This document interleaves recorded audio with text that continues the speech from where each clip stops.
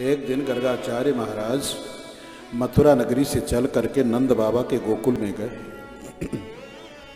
तो नंद बाबा ने गर्गाचार्य महाराज का बड़ा स्वागत सत्कार किया।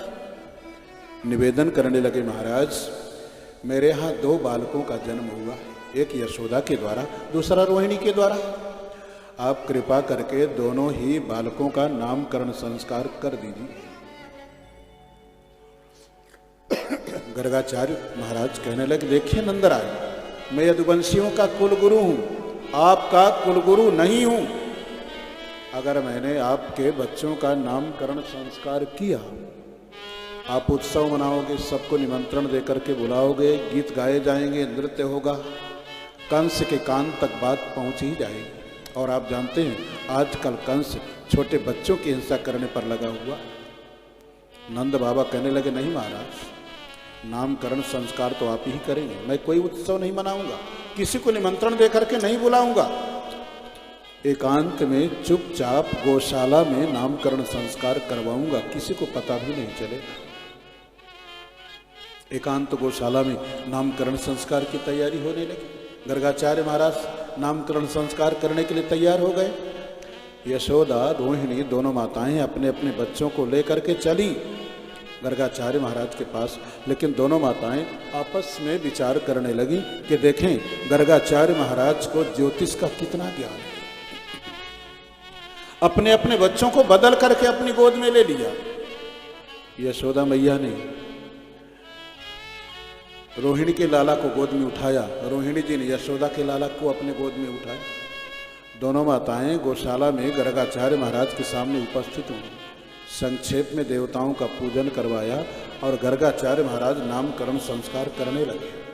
कहने लगे, देखो यशोदा की गोद में बैठा हुआ ये जो लाला है, ये यशोदा का नहीं, बल्कि अयम हि रोहिणी पुत्रो रमयन् सुहृदो गुणैः आख्यास्यते राम इति बलाधिक्याद बलम विदो।